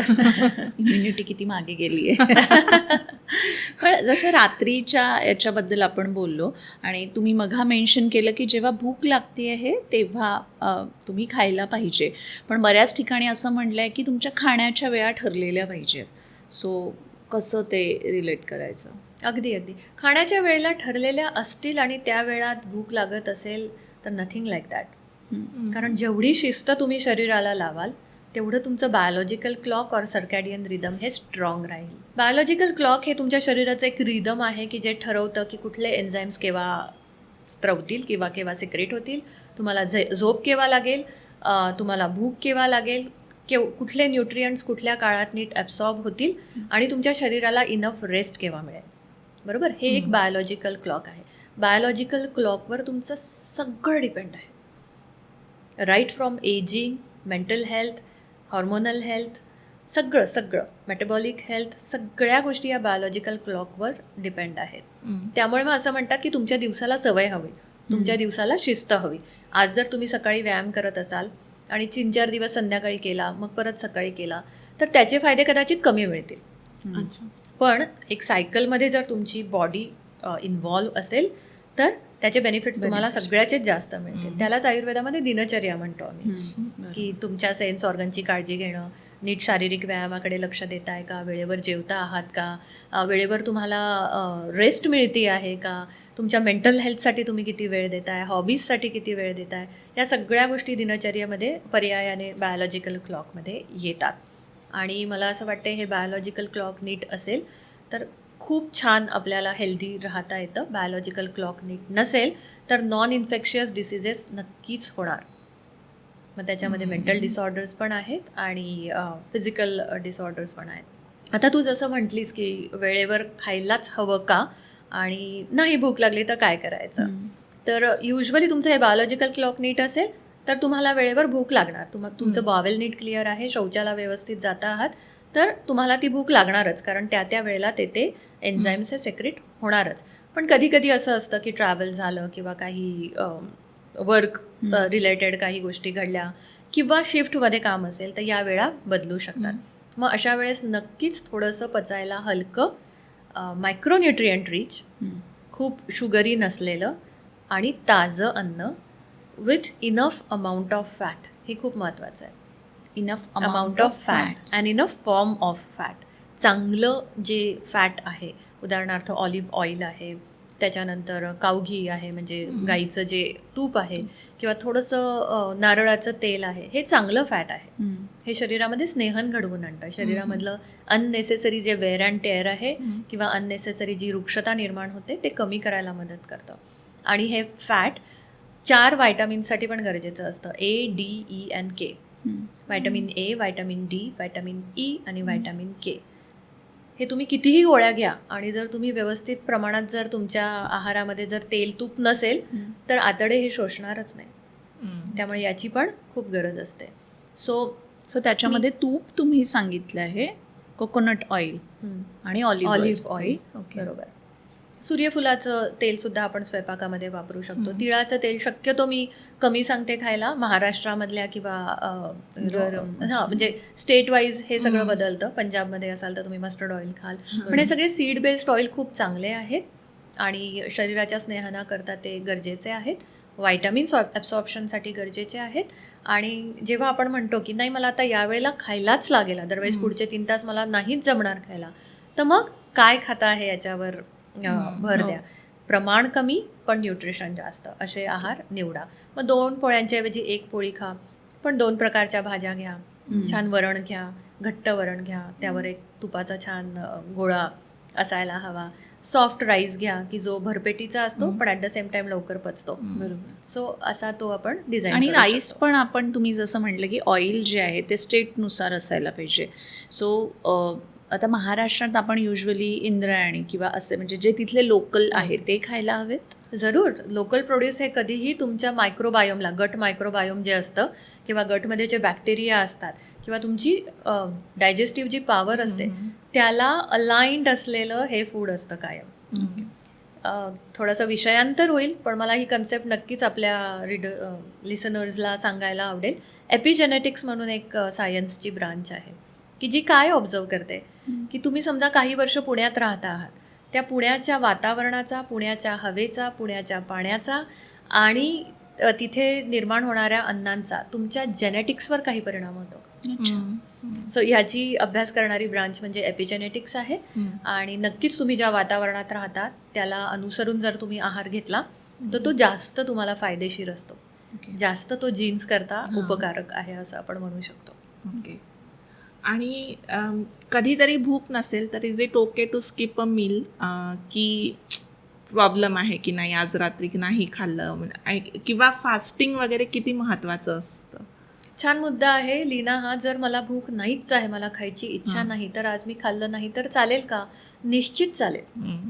ते जे फास्टिंगचा पिरियड आहे तो कुठेतरी तुम्हाला नक्कीच मदतच करणार आहे. सो हो, पहिलं उत्तर आहे की हो, स्किप केलं तर चालेल. आणि मग त्याखेरीज जर ताक प्यावंसं वाटलं किंवा गरम लिंबू पाणी प्यावंसं वाटलं तर तेवढं आपण घेऊ शकतो. सो इन जनरलच आधी म्हणजे फास्टिंग आपोआप व्हायचं म्हणूयात, कारण एकादशी किंवा असं जे महिन्यातनं येतं ते रेग्युलरली फॉलो केलं जायचं. आता पर्पजली आपण करतो कदाचित, पण फास्टिंग हे किती महत्त्वाचं आहे आणि ते प्रत्येकाच्या बॉडीला सुटेबल होऊ शकतं का? खूपच मोठं उत्तर आहे खरं याचं, पण मी कमीत कमी शब्दात देण्याचा प्रयत्न करते. मी एक पूर्ण 11 आठवड्यांचा कोर्सच घेते याच्यावर, फास्टिंग आणि डिटॉक्स. इतकं ते खूप छान सायन्स आहे आणि आयुर्वेदाने त्याच्यावर खूप छान माहिती पण दिलेली आहे. हो, फास्टिंग खूप गरजेचं आहे. जसं मी मगाशी कुठल्या तरी एका प्रश्नाचं उत्तर देताना म्हटलं की हीच ती वेळ असते शरीराला रिबूट करायची. सो निश्चित फास्टिंग करावं का? जरूर करावं. आता कुठल्या प्रकारचं फास्टिंग करावं? बरेच फास्टिंग आहेत की पूर्ण दिवसभराचं आहे, 16 तास आणि 14 तेही हल्ली भरपूर यायला लागलंय. फास्टिंगमध्ये 3-4 फेजेस येतात. त्याच्यात जी पहिली फेज असते ना, ती 0 to 6 hours म्हणतो, वेल फेड स्टेज असते. म्हणजे तुम्ही जेवण केलेलं आहे आणि आता ते जेवण संपल्यावर तुम्ही काहीच खात नाही आहात. सो तुमचं फास्टिंग तुम्ही ताट उचलून सिंकमध्ये ठेवलं की तेव्हाच सुरू होणार आहे, राईट? पण ही वेल फेड स्टेज आहे. म्हणजे शरीरात आता हे अन्न गेलेलं आहे, ते पचवल्या जाणार आहे, त्यातले न्यूट्रियंट्स शोषल्या जाणार आहे, त्याचं कन्व्हर्जन शरीराला आवश्यक अशा गोष्टींमध्ये केल्या जाणार आहे आणि जी शुगर आहे म्हणजे अल्टिमेटली एनर्जीमध्ये केल्या जाणार आहेत. शुगर आहे, अमेनो ॲसिड्स आहे आणि फॅट वगैरे. सो ह्या सगळ्या गोष्टी या 0 to 6 hours केल्या जातात आणि शरीरामध्ये फ्री शुगर अवेलेबल होते. मग या काळात इन्सुलिन येतं छान आणि ते हवी असलेली शुगर घेतं आणि एक्स्ट्रा जी शुगर आहे ती लिव्हरमध्ये साठवल्या जाते ग्लायकोजेनच्या स्वरूपात. मग आता तुम्ही 6 तासांनंतर पण जेवला नाही तर ऑफकोर्स ब्लड शुगर लेवल तुमची ड्रॉप होणार. मग आता काय करायचं? नाही खायचं नाही, वाट बघायची. मग आता थोडेसे आपल्या काय म्हणतात ना, क्रेविंग्स, जे काही सेव्हिंग्ज म्हणतो आपण, मी सेव्हिंग्ज म्हणेल, सेव्हिंग अकाउंटमधनं तो साठवलेले ग्लुकोज जी आहे ती आपण काढू शकतो. सो मग लिव्हरमधलं जे ग्लायकोजेन आहे, म्हणजे आता इन्सुलिन म्हणतं की झालं आता माझं काम झालं, आता माझ्यासाठी काही शुगर नाही आहे, let me rest for a while now. आता ग्लुकागॉन येतं, ग्लुकागॉन नावाचं हॉर्मोन येतं आणि ते म्हणतं की अरे आता मी शुगर मॉलिक्यूल तर नाही आहे, मी आता काय करू? मग ते ग्लायकोजेन आपण म्हणतो ना FDs मोडल्या. सो मग ते ग्लायकोजेनचं कुठेतरी ब्रेकडाऊन होतं आणि नंतर मग शुगर आपल्याला मिळते आणि ती शुगर यूज केल्या जाते. मग काही तासांनी पुढचे जे आहे 12 तासानंतर ग्लायकोजेनचा साठा पण संपतो. मग कुठेतरी मसलमध्ये जे सेव्ह केलेले अमिनो ॲसिड्स असतात किंवा फॅट जे डिपॉझिट्स असतात त्याच्याकडे कुठेतरी भर जायला लागतो. अगदी अडीअडचणीच्या काळात ठेवलेला जो निधी असतो तसं आपण याच्याकडे बघू शकतो. आणि या सगळ्या स्टेप्स आहेत आणि 24 hours नंतर परिस्थिती अशी येते की शरीराला ग्लुकोजवर डिपेंडच राहायची गरज नाही पडत 24 hours नंतर. मग त्याच्यासाठी कीटोन बॉडीजच इनफ होतात ज्या तुमच्या फॅटला ब्रेकडाऊन करून निर्माण होतात. अच्छा. आणि मग इथे तुमच्या बॉडीचं रिजनरेशन सुरू होतं. सो आयडियली 24 hour फास्टिंग नंतर तुमची बॉडी एक वेगळ्या लेवलला पोचते. मग डायजेशनचा लोड नाही आहे, तुम्हाला पचवायची काही काम नाही आहे. मग ह्या सगळ्या गोष्टी फास्ट तुमचं फॅट ब्रेकडाऊन व्हायला लागतं, सेल रिजनरेशन फास्ट होतं, एनर्जी लेवल्स वाढतात, जो ब्रेन फॉग असतो तो कमी व्हायला लागतो, वजन फटाफट कमी व्हायला लागतं. सो आयडियल फास्टिंगचे बेनिफिट्स हे 24 तासानंतरच दिसू शकतात. असं नाही म्हणणार मी, 24 तासाच्या आधीचे बेनिफिट्स पण खूप छान आहेत आणि गरजेचेच आहेत. पण जे संत लेवलवर आपण म्हणतो की माझ्या बॉडीला आता सवय झाली आहे, माझी विल पॉवर छान वाढलेली आहे, माझी हेल्थ कंडिशन साथ देते आहे, तेव्हा मी 24 तासानंतर एक्स्ट्रा फास्टिंग करू शकते. ते बेनिफिट्स खूप वेगळे असतात. म्हणजे 48 तासानंतरचं जे फास्टिंग आहे ते तर तुमच्या सेलच्या मायटोकॉन्ड्रियावर पण काम करतं. जे एक कॅन्सरचं कारण आहे की तुमचे मायटोकॉन्ड्रिया जर चांगले नसतील, तुमचे एनर्जी बँक जर चांगली नसेल तर कदाचित फॉल्टी सेल्स निर्माण होऊन कॅन्सर तयार होतो. सो ते इतक्या डीप लेवलवर फास्टिंगचं काम होऊ होतं. आता फास्टिंग पुढच्या मुद्द्याकडे येऊया की फास्टिंग कसं करावं, कुणी करावं आणि कुणी करू नये. सगळ्यात महत्त्वाचं, अचानकपणे कुणी फास्टिंग करायला सुरुवात करू नये की आज मी डिसिजन घेतला आणि आता मी 24 तास काही खाणारच नाही. प्रत्येक स्टेप बाय स्टेप खूप छान प्लॅन करून देतो आम्ही पेशंट्सला की ज्यांना इच्छा असते की फास्टिंग करायची आहे. मग फास्टिंग सोडताना फूड कसं घ्यावं, तेही रिफिडिंग सिंड्रोम म्हणून एक असतो की खूप वेळ फास्टिंग केलं आणि अचानक मस्त भरगतचं जेवण जेवलं, नाही जात, फायदे शून्य, एक्स्ट्रा काय म्हणतो आपण डाएटच्या मिस्टेक्स आपण या करतो. तर मोठं खरं एक्सप्लेनेशन आहे याला, पण मी सांगेन की वाताची जी लोकं आहेत किंवा ज्यांना हाय एनर्जी नीड आहे, हाय कॅलरी नीड आहे, प्रेग्नन्सी आहे, ॲडोलसंट गर्ल्स आहेत, तर यांना खूप गरज आहे न्यूट्रिशनची. तर यांनी शक्यतो लॉंग फास्टिंग करू नये. 13 ते 14 तासाचं फास्टिंग ॲडोलसंट मुलींसाठी ओके आहे आणि एक साधारणपणे 10 तासाचं फास्टिंग, 11-12 तासापर्यंतचं फास्टिंग प्रेग्नंट वुमनसाठी ओके आहे. पण या पलीकडे जाऊन करू नये. आणि हेही करताना मला असं वाटते की न्यूट्रिशनिस्ट आणि प्रॉपर व्यक्तीची मदत घ्यावी. इझिली 13 ते 14 तासाचं फास्टिंग कसं करायचं असे बरेच पेशंट विचारतात की खूप खायला आवडतो आणि म्हणजे फास्टिंग तर करायचं आहे पण असं खावंसं वाटतं, तर काय करावं? तर खूप सोपं आहे. संध्याकाळचं रात्रीचं जे जेवण आहे ते 6:30ला घ्या आणि सकाळी 8पर्यंत काही खाऊ नका. 14 तासाचं फास्टिंग झालं. मग फक्त गरम पाणी, ताक वगैरे तुम्ही घेऊ शकता. मगाशी तुम्ही कीटोन डाएटबद्दल बोललात, तर कीटोन डाएट हे सगळ्यांना सूट होऊ शकतं की त्याच्यामुळे असं पण काहीतरी होतं की युरिक ॲसिडचं प्रमाण वाढतं आणि मग काही दुखायला, बोन्स जॉईंट्स वगैरे दुखायला सुरुवात होते, असं पण काही होतं? बरोबर आहे. मी कीटोन बॉडीजबद्दल बोलले की जे फास्टिंग नंतर आपोआप तुमचं बॉडी तयार करते. कसं तयार करते? तर मला आता शुगरसाठी लिव्हरवर डिपेंड राहायची गरज नाही आहे. मसलवर आणि फॅटकडनं मला ह्या सगळ्या गोष्टी मिळू शकतात. आणि मग जेव्हा ते फॅट ब्रेकडाऊन होतं तेव्हा त्याच्यापासून फ्री कीटोन बॉडीज तयार होतात आणि त्याच्यावरच तुमचं सगळं मेटाबॉलिझम चालतं. आता कीटो डाएट म्हणजे काय की फॅट और हेवी प्रोटीन और fat diet is keto diet. पचायला अतिशय अवघड असतो. पित्त प्रकृती आणि वाताच्या प्रकृतीला कदाचित सूट होऊ शकतो, परंतु कफाच्या प्रकृतीला बऱ्याच अडचणी येतात. खूप साऱ्या ॲडोलसंट मुली आहेत ज्या पेशंट आहेत की कीटो डाएट करायला लागल्यामुळे मेन्सेस हॅम्पर झाले त्यांचे. ऑलिगोमेनोरिया म्हणजे कमी प्रमाणात डिस्चार्ज होणं किंवा इर्रेग्युलर मेन्सेसकडे त्यांचा कल गेला. सो कुठेतरी हे हॉर्मोन्सवर पण परिणाम करणारं असतं. त्यामुळे लीना हा सरसकट नियम नक्कीच नाही आहे की कीटो डाएट चांगला का वाईट. कुठेतरी तो ग्रे एरिया आपल्याला कन्सिडर करायलाच लागतो. आम्ही प्रकृती तपासतो, हेल्थ कंडिशन तपासतो, प्रोफेशन बघतो आणि यानुसार मग ते ठरवल्या जातं. कुठल्या कॉमन मिस्टेक्स लोक जनरली करतात फास्टिंग करताना? जसं एक तुम्ही म्हणालात की लोक प्रकृती ओळखत नाही आणि मग फास्टिंगला जातील किंवा वेगळ्या डाएटला जातील. अजून कुठल्या कॉमन चुका असू शकतात? छान आहे. मी फास्टिंग करते म्हणजे मी खात नाही आहे, पण मग मी चहा आणि कॉफी भरपूर पहिली मिस्टेक. मला उपास करायचा आहे त्यामुळे शक्यतो असं फूड खाणं की ज्याने पटकन क्रेविंग्स सॅटिस्फाय होतील. सो माझी आता ही जेवायची विंडो आहे, मग काहीतरी छान मस्त चमचमीत खाऊन घेतलं मी, पण मी आता फास्टिंग करणार आहे, तर मग आपण चिटिंग करतोय कुठेतरी बॉडीशी. उलट फास्टिंग ही अशी एक अपॉर्च्युनिटी आहे तुमच्यासाठी की मॅक्सिमम न्यूट्रिशस खा, maximum low calorie, high fibre, high micronutrient आणि मॉडरेट अमाऊंट ऑफ फॅट. हे खूप महत्त्वाचं आहे. मग ताजं खा. मी 7 रंगांचा उल्लेख केला. भरपूर फळं, भाज्या, सीड्स, नट्स. याला घाबरू नका. पोळी भाकरीला घाबरू नका. कार्बोहायड्रेट आहे म्हणून. गरजेचे आहे ते कार्बोहायड्रेट्स, कारण या कार्बोहायड्रेट्सनेच तुम्हाला एनर्जी मिळणार आहे. मग उपास केल्यामुळे जो थकवा येतो, कळाल्यासारखं वाटतं, ते होणार नाही, कारण तुम्ही बॉडीच्या नीड्स कंप्लीट करताय, at the same time digestive सिस्टीमला रेस्ट देत आहे. सो दुसरी चूक ही आहे की क्रेविंग सॅटिस्फाय करणं विंडोमध्ये. त्या तिसरी चूक अशी आहे की फारच मॉल न्यूट्रिशियस असलेलं फूड खाणं, की मी फक्त भाज्याच खाईन फास्टिंग करते, सॅलेड्सच खाईन, स्मूदीज पिईन. ही खूप मोठी चूक आहे, कारण की अनफॉर्च्युनेटली हे फूड म्हणजे हेल्दी फूड फक्त असं कुठेतरी मार्केट केलं जातं आहे, पण तसं नाही आहे. तुमच्या शरीराला चांगले कार्बोहायड्रेट, फॅट, चांगलं प्रोटीनही हवं आहे. त्यामुळे मॉल नरिशमेंटकडे जाणं फास्टिंगमध्ये हे योग्य नाही आहे. सो इटिंग विंडोमध्ये प्रकृतीनुसार बॅलन्स डाएट खाणं गरजेचं आहे. सो ही तिसरी मिस्टेक मला असं वाटते करतात.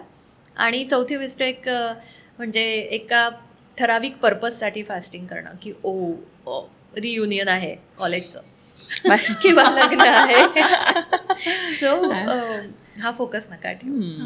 फास्टिंग याही पलीकडे जाऊन खूप वेगळं आहे. म्हणजे केवळ तुम्ही घेतलेले छान छान ड्रेसेस फिट व्हावे यासाठी फास्टिंग नाही आहे. तर फास्टिंगकडे असं बघा की हा माझ्या लाईफस्टाईलचा एक भाग होऊ शकतो का. त्यामुळे पिरियॉडिक फास्टिंग तुम्ही करू शकतात, किंवा मी जसं 14 आवर्सचं फास्टिंग म्हटलं, that should be your lifestyle, की मी 6:30 नंतर काही खात नाही आणि छान पहिलं जे माझं 8:30ला मी ब्रेकफास्ट घेईल ते रिच असेल मायक्रोन्यूट्रियंटने, पचायला छान हलकं असेल, त्याच्यामुळे माझ्या शरीराचं कुपोषण नाही होणार. मग ती एक लाईफस्टाईल बनली ना की मग तो तुमच्या एक सर्कॅडियन रिदमचा भाग होतो. सो हे झालं 14 अवर्सचं. पण लेट्स एखाद्याला आता रेडी व्हायचं आहे की मला 48 अवर्सचं फास्टिंग करायचं आहे. So how can they plan it? म्हणजे तुम्ही जसं म्हटलं की आम्ही प्लॅन करून देतो, you cannot out of a sudden असं की नाही आत्ता मला 48 अवर्सचं फास्टिंग करायचं आहे, तसं नाही करू शकत ऑफकोर्स. सो कसं ते प्लॅन करू शकतो? हो, हा छान एक प्रश्न आहे. त्याच्यासाठी आम्हाला अग्नी बघावा लागतो. जर अग्नी खूपच अग्नी म्हणजे ॲपेटाईट, भूक, मेटाबॉलिक रेट. सो पित्ताच्या पर्सन्सचा अग्नी खूप छान असतो, पटकन मस्त पचवून टाकतात ते. मग अशा लोकांना कदाचित 3 महिनेही लागू शकतील 48 अवरपर्यंत पोहोचायला. पण आय हॅव फ्यू पेशंट्स की अगदी स्ट्रॉंग पित्त प्रकृती आहे आणि 48 तास आता आरामात राहतात. पण सुरुवातीला 12 तासातच चिडचिड होणं, डोकं दुखणं, भूक सहन न होणं, या सगळ्या गोष्टी होत होत्या. 3 महिन्यांनंतर हळूहळू, म्हणजे पहिला आठवडा आहे तो आम्ही 10 तासांचं फास्टिंग देतो. पुढचे 2 आठवडे मग थोडंसं वाढवून 12 ते 14 तास, मग अजून पुढचे 2 आठवडे 15 ते 20 तास, असं करत ते आम्ही वाढवत जातो. वेराज कफाचे जी लोक आहेत ना, इझिली ॲक्सेप्ट करतात, इझिली अकोमोडेट होऊन जातात. सो त्यांना 1 महिना देखील पुरेसा होऊ शकतो. आणि अगेन मिनल महत्त्वाचं आहे की तुमची बॉडी त्याच्यासाठी ॲप्रोप्रिएट आहे की नाही. जर एखादा डिसीज असेल तर मग तेही तपासून बघायला लागतं. सो स्टेप बाय स्टेप या गोष्टी खूप छान होऊ शकतात. पण मेन ही गोष्ट आहे की त्याच्यासाठी कन्सल्ट करायला हवं. स्वतःच्या मनाने की मी करणार आता 24 आवर्स करणार, 48 आवर्स करणार, असं नको करायला, राईट? हो, बिकॉज बरोबर. दॅट कॅन ब्लाइंडली ट्रेंड नको फॉलो करायला की कुणीतरी येऊन सांगून जात आहे. खूप महत्त्वाचं आहे. आणि साधी गोष्ट आहे ना की छान ड्रेस शिवायचा असेल तर आपण कुठे जातो? बँक मॅनेजरकडे जातो का? राईट. सो कुठलाही हेल्थच्या बाबतीतचा जर तुम्हाला निर्णय घ्यायचा असेल तर तो राईट पर्सनला तुम्ही अप्रोच करा. खूप महत्त्वाची गोष्ट आहे. फास्टिंगबद्दल आता आपण बोललो, तर फास्टिंगचे काय बेनिफिट्स आहेत? अगदी कमीत कमी 40 हेल्थ कंडिशन अशा आहेत की ज्याच्यावर फास्टिंग्सचे खूप छान रिझल्ट दिसून येतात. त्यातल्या काही ठळक मी मेन्शन करते. एक तर तुमचं मेटाबॉलिझम बूस्ट होतं. अँटी एजिंगसाठी फास्टिंग खूप छान आहे. तुम्ही इम्युनिटी कॉम्प्रोमाइज्ड असेल तुमची, म्हणजे इम्युनिटी डाऊन झाली असेल तर ती फास्टिंगने खूप छान वाढते. रुमॅटॉइड आर्थरायटिस, ज्याला आम्ही आमवात म्हणतो, ह्याच्यावर लंघन किंवा फास्टिंग हा अगदी मेडिसिनच सांगितलेला आहे. ओबेसिटी आहे, आश्चर्य वाटेल पण मधुमेह किंवा डायबिटीस याच्यावर पण फास्टिंगचा खूप छान परिणाम होतो. त्यामुळे स्ट्रॅटेजिक फास्टिंग जर केलं त्यामध्ये तर खूप उत्तम परिणाम होतो. सोरायसिससारखे काही स्किन डिसीजेस आहेत ज्याच्या फास्टिंगवर खूप छान रिझल्ट्स दिसून येतात. डिप्रेशन, एन्झायटी यासारखे मानसिक आजारसुद्धा फास्टिंगने तुमचं डोपामाइन लेवल जे आहे किंवा सिरोटॉनिन लेवल जे आहे ते मेंटेन करायला उपयोग होते. लीकी गट नावाची एक कंडिशन आहे. लीकी गट म्हणजे आपल्या आतड्यामध्ये ज्या सेल्स असतात किंवा ज्या पेशी असतात त्या खूप अशा टाईटली बाउंड असतात, पण ॲट द सेम टाईम त्यांना जे प्रोटेक्शन असतं ते खूप कमी असतं. म्हणजे सिंगल लेअर सेल असतात, विचार करा, एवढं कॅरी करत असतात आणि फक्त सिंगल लेअर प्रोटेक्शन असतं इंटेस्टाईनमध्ये. आणि मग ती गॅप जर वाढली तर अर्ध पचलेलं अन्न बाहेर जाणं किंवा हाफ डायजेस्टेड प्रोटीन बाहेर जाणं, टॉक्झिन्स बाहेर जाणं आणि ब्लडमध्ये मिक्स होणं, अशा गोष्टी होतात. फास्टिंगमुळे त्या रिपेअरिंगला खूप मदत होते. सो लीकी गट, ज्याच्यामुळे 80 रोग होतात, अशा कंडिशनला मेंटेन किंवा रिव्हर्स करण्यासाठी फास्टिंगचा खूप छान उपयोग होतो. सोरायसिस मी ऑलरेडी मेन्शन केलं. सोरायसिससारखेच खूप स्किन डिसीजेस आहेत, त्यावर पण खूप छान परिणाम होतो. ओबेसिटी प्रश्नच नाही, ओबेसिटीवर फास्टिंगचा छान परिणाम होतो. मेमरी एन्हान्समेंटसाठी पण फास्टिंगचा खूप सुंदर उपयोग होतो. त्यामुळे आम्ही पार्किन्सन्स आहे, डिमेन्शिया आहे, यामध्ये पण फास्टिंग रेकमेंड करतो. आणि स्किन हेल्थ जर सुधारायची असेल ओव्हरऑल त्यासाठी फास्टिंग. आय डिसऑर्डर्ससाठी पण काही ठिकाणी लंघन सांगितलेलं आहे. त्यामुळे आय डिसऑर्डर्ससाठी फास्टिंगचा उत्तम उपयोग होतो.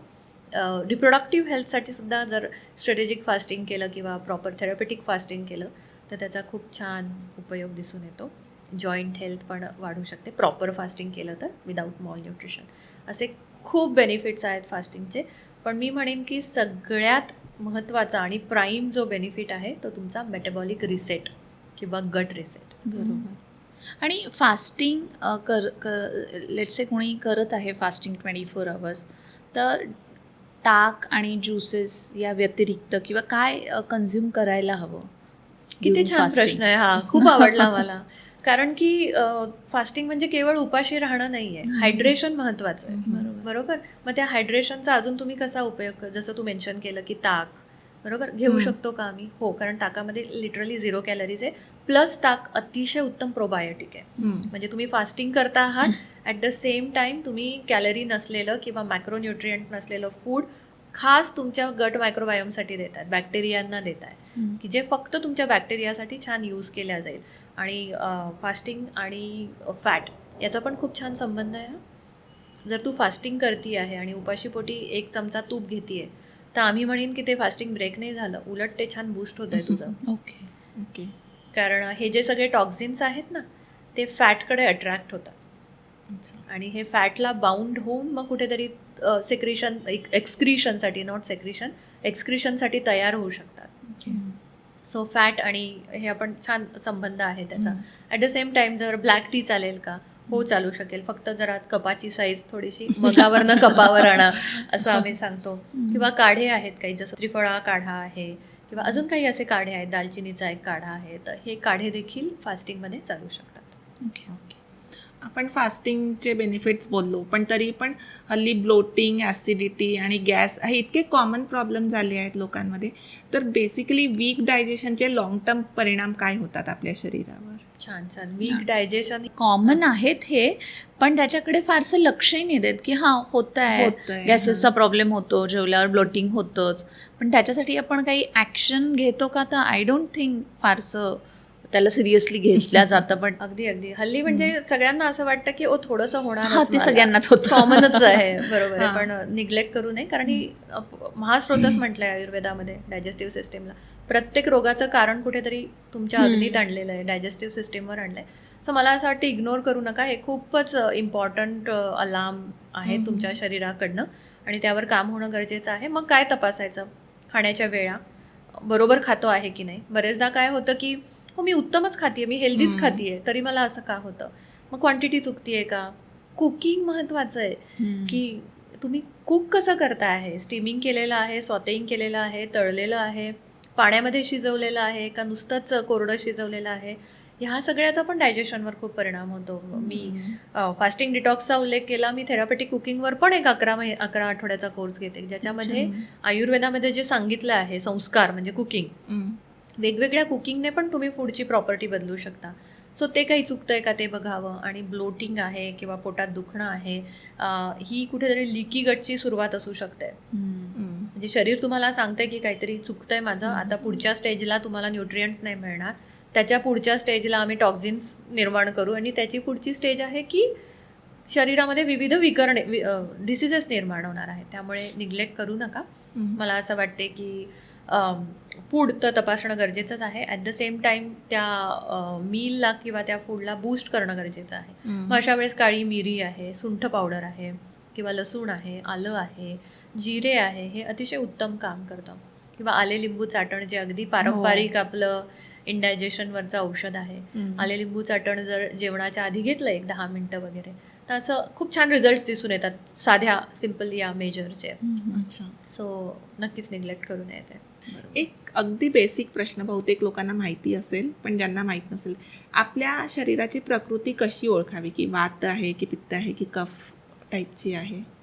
छान. आणि मिक्स पण असू हो. शकते ना हो. प्रकृती. बेसिकली वात, पित्त आणि कफ हे आपल्या शरीरातल्या 3 अशा एंटिटीज आहेत की त्या प्रत्येक सेलमध्ये आहेत. वाताचं काम असतं मोबिलायझेशन, एखादी शरीरातली वस्तू दुसरीकडे नेणं, चॅनलाइज करणं. पित्ताचं काम असतं ट्रान्सफॉर्मेशन, एनर्जी क्रिएशन आणि चेंजेस जे घडून येतात बॉडीमध्ये ते, राईट. आणि कफाचं काम असतं ती स्टॅबिलिटी किंवा बॉडी टिश्यू बिल्ड करणं, टिश्यू रेझिस्टन्स बिल्ड करणं, अवयव निर्माण करणं, या सगळ्या गोष्टी कफाच्या असतात.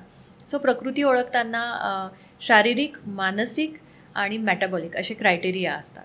फॉर एक्झाम्पल आपण वात प्रकृतीचं एक छोटंसं वर्णन घेऊया. तर त्यांची प्रकृती काढताना आम्हाला बऱ्याच गोष्टी बघायला लागतात. म्हणजे अगदी तो चालत कसा आला, टेबलवर खुर्चीवर बसताना कसा बसला, बॉडी लँग्वेज काय आहे, हाताच्या किंवा पायाच्या नको असलेल्या हालचाली होत आहेत का, डोळे खूप इकडे तिकडे फिरतात. इतकं छान ते ऑब्झर्वेशन आम्हाला आता ते सवयीने झालेलं आहे की नुसतं बघून देखील प्रकृतीचा अंदाज येऊ शकतो. कफाची प्रकृती जी असते ती छान वेल बिल्ड असते, थोडंसं पटकन ओबेसिटीकडे त्यांचा कल असतो. वाताच्या प्रकृतीचं वजन वाढवायला खूप अवघड असतं, कमी मात्र पटकन होतं. पित्ताची जी लोकं आहेत त्यांना हीट सहन होत नाही. असे खूप सुंदर क्रायटेरियाज आहेत. तर तुम्ही स्वतःची प्रकृती पण काढू शकतात. आता छान सॉफ्टवेअर्स पण अवेलेबल आहे, क्वेश्चनियर्स अवेलेबल आहेत त्याच्यासाठी. पण बाकीच्या ज्या गोष्टी आहेत लाईक मेटाबॉलिझम कसं आहे किंवा आम्ही काही प्रश्न विचारतो त्याहून पण खूप छान अंदाज येतो आणि मग कळतं की मी कोण आहे, जे आपण बरेचदा मिस आऊट करून जातो की मी कसा आहे, मी असाच का विचार करतो, माझ्या आवडीनिवडी याच का आहेत. तर याला खूप छान प्रश्न या प्रश्नांचे खूप छान उत्तरं तुमच्या प्रकृतीत सापडतात. बरेचसे क्लायंट किंवा पेशंट्स अप्रोच करतात की माझ्या मुलाची प्रकृती सांगा, मुलीची लहान, आणि मग सांगा की मी त्याचा जर स्वभाव असा असेल तर कसं पॅरेंटिंग असावं माझं, किंवा पुढे जाऊन हा स्पोर्ट्स पर्सन काय स्पोर्ट्स याच्यासाठी. खूप छान केसेस पण आहेत ॲक्च्युली. आत्ताचं माझं लिखाण पण पूर्ण आयुर्वेद आणि पॅरेंटिंगवर चालू आहे. पुढचं पुस्तक माझं त्यावरच येणार आहे. तर त्यात मी काही केसेस मेन्शन केल्या आहेत की की एका आईवडिलांना वाटत होतं की त्यांच्या मुलीने छान आर्ट्स असे छान आर्ट्समध्ये तिने काहीतरी करावं. एक 8-9 वर्षाची मुलगी होती, पण ती रमतच नव्हती, एके ठिकाणी बसायचीच नाही. तिला आर्ट्समध्ये इंटरेस्टही नव्हता आणि इंटरेस्ट जरी निर्माण करायचा प्रयत्न केला तरी ती रमत नव्हती. पण तीच मुलगी शाळेच्या रनिंग आणि या ॲथलेटिक ह्याच्यामध्ये खूप छान तिने काय म्हणतात स्किल्स किंवा अचीव केले. सो खूप खूप गोष्टी प्रकृतीवर अवलंबून असतात. इव्हन तुम्हाला काय रोग होऊ शकतात हे सुद्धा प्रकृती ठरवते. ओके. आता एकाच प्रकारच्या चुका करून एका व्यक्तीला ॲसिडिटी होईल, दुसऱ्या व्यक्तीला कॉन्स्टिपेशन होईल आणि तिसरीला अचानक ॲलर्जी होईल. का असं होतं? कारण की तुमची प्रकृती कशी रिस्पॉन्ड करते ते महत्त्वाचं आहे. मला असं वाटते ॲटलिस्ट तुमची प्रकृती जाणून घेण्यासाठी तरी निश्चित आयुर्वेदिक डॉक्टरला भेटणं गरजेचं. मगाशी तुम्ही रेफरन्स दिला की आयुर्वेदा फास्टिंग अँड डिटॉक्सचा तुमचा 11 वीक्सचा एक कोर्स आहे. डिटॉक्स का आवश्यक आहे? अगदी डिटॉक्स खूप महत्त्वाचं आहे. त्याच्यासाठी डिटॉक्स म्हणजे काय हेही समजून घेणं गरजेचं आहे. डिटॉक्स म्हणजे शरीरामध्ये सगळ्या उलाढाली होऊन जे बाय प्रॉडक्ट्स निर्माण होतात त्यांचं करायचं काय. आणि काही जे बाय प्रॉडक्ट्स असतात किंवा बाय प्रॉडक्ट्स नसतात, पण काही गोष्टी अशा असतात की ज्या शरीरात असणं शक्यच नाही, शरीराच्या बाहेर टाकणंच गरजेचं आहे. तर त्या वेगवेगळे अवयव शरीराच्या बाहेर टाकणं इज डिटॉक्स. छोटंसं छान एक्झाम्पल घेऊया. आपण सकाळी उठतो, ब्रश करतो, काहीतरी चहा घेतो, कॉफी घेतो किंवा ज्यूस घेतो, जेवतो, मॉइश्चरायझर लावतो, बाहेर पोल्युशनमध्ये पडतो, विचार करतो. सो तुमची बॉडी असंख्य गोष्टींना एक्सपोज होत असते. एन्व्हायरमेंटल एक्सपोजर असतं, ॲट द सेम टाईम तुमच्या डायटरी एक्सपोजर असतं, सेम टाईम पोल्युशनला एक्सपोजर असतं. सो तुम्ही इनहेल पण करत असतात. तर अशा असंख्य गोष्टी तुमच्या शरीरामध्ये आत जातात. त्या सगळ्या मेटाबॉलिझम थ्रू लिव्हरपर्यंत पोहोचतात, स्किनपर्यंत, किडनीपर्यंत. सो लिव्हर, स्किन, लंग्स आणि किडनीज हे तुमचे 4 महत्त्वाचे डिटॉक्स ऑर्गन्स असतात. आणि या ऑर्गन्स थ्रू या सगळ्या नको असलेल्या टॉक्झिन्सचं किंवा नको असलेल्या गोष्टींचं शरीराच्या बाहेर टाकण्याची सिस्टीम इज डिटॉक्स. आता लिव्हर काय करतं हे बघूया. सो मॅक्सिमम जो लोड असतो ना तो लिव्हरकडे जात असतो. मग तुम्ही औषधं घेत असाल, गोळ्या घेत असाल, काहीही, तर तो लिव्हरकडे जाणार. लिव्हरमध्ये 2 फेजेस असतात. एक तर असतं की न्यूट्रलायझेशन, आलेले जे टॉक्झिन आहे किंवा नकोशी वस्तू आहे ती कुठेतरी सिम्प्लिफाय करणं, अंडरस्टँड करणं. मग त्या छोट्या छोट्या तुकड्यांमध्ये ती ब्रेक केली जाते. मग आता या ब्रेक केलेल्या तुकड्यांचं पुढे कसं काय करायचं, कुठे न्यायचं, तर ती सेकंड स्टेज असते, ती स्टॅबिलायझेशन म्हणतात त्याला. Neutralisation, stabilisation. वॉटर सोल्युबल ती बनवली जाते, कारण अशीच्या अशी ती पाठवणं ब्लडमध्ये शक्यच नाही आहे. ब्लड काय गोष्टी घेतं की जे वॉटर सोल्युबल आहेत, जे पाण्यामध्ये विरघळू शकतात. तर मग अशा गोष्टींवर असंख्य प्रक्रिया लिव्हरमध्ये होत असतात, ज्या आपल्याला गावीही नसतात आपल्या. आणि मग त्या ब्लडमधून किडनीकडे जातात, स्किनकडे जातात आणि त्या एक्सक्रीट केल्या जातात. तर हे मेन फंक्शन असतं. अजून दुसरं महत्त्वाचं फंक्शन आहे जे बऱ्याच लोकांना माहीत नसतं, की आपल्या शरीरामध्ये जे वेगवेगळे हॉर्मोन्स सेक्रेट केले जातात त्यांचं पण डिटॉक्सिफिकेशन होणं गरजेचं असतं. अच्छा. एक्स्ट्रा जे इस्ट्रोजेन आहे, प्रोजेस्टेरॉन आहे, टेस्टोस्टेरॉन आहे, ही सगळी हॉर्मोन्स आहेत ती बॉडीमध्ये सेक्रेट होतात, त्यांचं काम करतात आणि बऱ्याचशा प्रमाणात ती तशीच राहतात. आणि ब्लडमध्ये हॉर्मोन फिरणं इज अ टॉक्झिन. सो मग नको असलेल्या या हॉर्मोन्सचं जे डिटॉक्सिफिकेशन प्रोसेस होते ती पण लिव्हरमध्ये होते. आणि गंमत म्हणजे या सगळ्या डिटॉक्सिफिकेशन प्रोसेसमध्ये न्यूट्रियंट्सचा खूप महत्त्वाचा रोल असतो. फॉर एक्झाम्पल सायटोक्रोम P450 नावाचं एक हॉर्मोन आहे, एन्झाईम आहे, त्याच्यासाठी बी कॉम्प्लेक्स लागतं. बी कॉम्प्लेक्स कमी असेल तर याला प्रॉब्लेम येईल. किंवा ॲमिनो ॲसिड्स, प्रोटीन का लागतं ते या एन्झाईम्सच्या निर्मितीसाठी प्रोटीन लागतं. सो न्यूट्रिशनचा इतक्या लेवलवर आम्हाला विचार करावा लागतो की वेगवेगळे न्यूट्रियंट्स वापरून लिव्हरला कसं बूस्ट करता येईल. सेकंड आहे स्किन थ्रू पण बरेचसे टॉक्झिन्स एक्सक्रीट होत असतात, पण त्याच्यासाठी वॉटर सोल्युबल बनवणं गरजेचं असतं. किडनीमध्ये जर वॉटर प्रॉपर अमाऊंटमध्ये आणि प्रॉपर फॉर्ममध्ये जर ते टॉक्झिन गेलं नाही तर किडनीचे विकार होऊ शकतात. मग या प्रकाराने लिव्हर, किडनी आणि स्किन कनेक्टेड आहेत. मग स्किन डिसीजेसमध्ये आम्ही लिव्हरवर का काम करतो या कारणासाठी. कारण कुठेतरी हे त्यांचा अलाइनमेंट केलेली आहे आणि त्यामुळे डिटॉक्सिफिकेशन नीट होऊ शकत नाही. आता जर हे डिटॉक्सिफिकेशन नीट नाही झालं काही कारणांमुळे, जर ह्या गोष्टी ज्याला आयुर्वेदामध्ये आम्ही आम म्हणतो आणि कॉमन लँग्वेजमध्ये टॉक्झिन्स म्हटलं जातं, तर हे आम किंवा टॉक्झिन मग ब्लडमध्ये फिरत राहतं. शरीराला कळतच नाही याचं काय करावं. आणि मग जेव्हा ते ब्लडमध्ये फिरत राहतं तर कधी डोळ्यांमध्ये, कधी स्किनमध्ये, कधी हाडांमध्ये, कधी रिप्रोडक्टिव्ह सिस्टीममध्ये, कधी ब्रेनमध्ये असं त्याचं डिपॉझिशन होतं आणि मग विविध आजार निर्माण होतात, ज्याला आपण नॉन कम्युनिकेबल डिसीजेस किंवा क्रॉनिक डिसऑर्डर्स म्हणतात. त्यामुळे मग हे डिटॉक्सिफिकेशन गरजेचं आहे. आणि खरं तर नॅचरलीच बॉडी हे करत असते, पण मग सेपरेट करण्याची का गरज आहे? कारण आपण average woman gets expose to 350 chemicals in a day. 350पेक्षा जास्त केमिकल्सला एक ॲव्हरेज वुमन एक्सपोज होत असते. आपलं खाणं पिणं प्रोसेस्ड आहे, पेस्टिसाइड्स आहेत, हॉर्मोन ट्रीटेड गोष्टी आहेत, फ्लेवर्स आहेत, कलर्स आहेत, पोल्युशन वाढलेलं आहे. या सगळ्या गोष्टींचं एक्सपोजर वाढल्यामुळे स्पेशल एफर्ट्स टाकायला लागत आहेत आपल्याला. म्हणून डिटॉक्सिफिकेशन खास करण्याची आज गरज आहे. कसं करू शकतो आपण डिटॉक्स? म्हणजे हल्ली बाजारात खूप सारे डिटॉक्स ज्युसेस आणि प्रॉडक्ट्स आलेले आहेत, ते किती खरंच म्हणजे महत्त्वाचे आहेत किंवा त्याचा काही उपयोग आहे का? किंवा नॅचरली पण आपण बॉडी डिटॉक्स करू शकतो का? अगदी नॅचरली पण आपण बॉडी डिटॉक्स करू शकतो. खास त्याच्यासाठी औषधं घेण्याची गरज नाही आहे. त्याच्यासाठी पहिली स्टेप आहे की तुमचं डायजेशन सुधारावं. कारण हे सगळे टॉक्सिन्स अल्टिमेटली तुमच्या मोठ्या आतड्यात येतात. आयदर ते युरिनमधून एक्सक्रीट होतात किंवा स्टूलमधनं, राईट. सो डायजेशन जर चांगलं नसेल तर डिटॉक्सिफिकेशन होऊच शकत नाही. म्हणून आम्ही सारखे गट हेल्थ, डायजेशन किंवा या गोष्टींवर भर देत असतो. सो उत्तम डायजेशन, तुमचं बावेल क्लिअर असणं, या गोष्टी महत्त्वाच्या आहेत. याखेरीज क्रुसिफेरस व्हेजिटेबल्स आहे, ब्रोकोली आहे किंवा फ्लावर आहे, रॅडिश आहे, गाजर आहे, या सगळ्या मायक्रोन्यूट्रियंट रिच फूड जे आहेत ते याच्यासाठी खूप हेल्प करतात डिटॉक्सिफिकेशनसाठी. स्वेदन जी प्रक्रिया आहे आयुर्वेदामध्ये, खूपशा ट्रीटमेंटमध्ये आम्ही स्नेहन स्वेदन देतो, म्हणजे तेल लावणं आणि स्टीम बाथ असतात. का असतात ते? कारण स्किन तुमचा लार्जेस्ट ऑर्गन आहे. जरी लिव्हर प्रायमरी ऑर्गन असला तरी स्किन लार्जेस्ट डिटॉक्स ऑर्गन आहे. मग त्याचा तुम्ही कसा वापर कराल? तर स्टीम बाथ घेणं. मग नुसतं स्टीम बाथ न घेता औषधी वनस्पतींच्या काढ्याची वाफ देऊन स्टीम करणं, या गोष्टी आहेत. त्याच्यानंतर माइल्ड लॅक्झेटिव्ह काही हर्ब्स आहेत त्या आम्ही देतो, जेणेकरून तुमचं गट मायक्रोबायोम छान राहील आणि टॉक्सिन्स एलिमिनेट होतील. याखेरीज मेंटल डिटॉक्स पण गरजेचा असतो. आपण फक्त शारीरिक डिटॉक्सबद्दल बोलतोय. सो मग मेंटल डिटॉक्ससाठी काउन्सिलिंग आहे, त्याच्यानंतर मेडिटेशन आहे, योगा आहे, व्यायाम आहे, काही स्पेसिफिक एक्सरसाइजेस पण आम्ही देतो.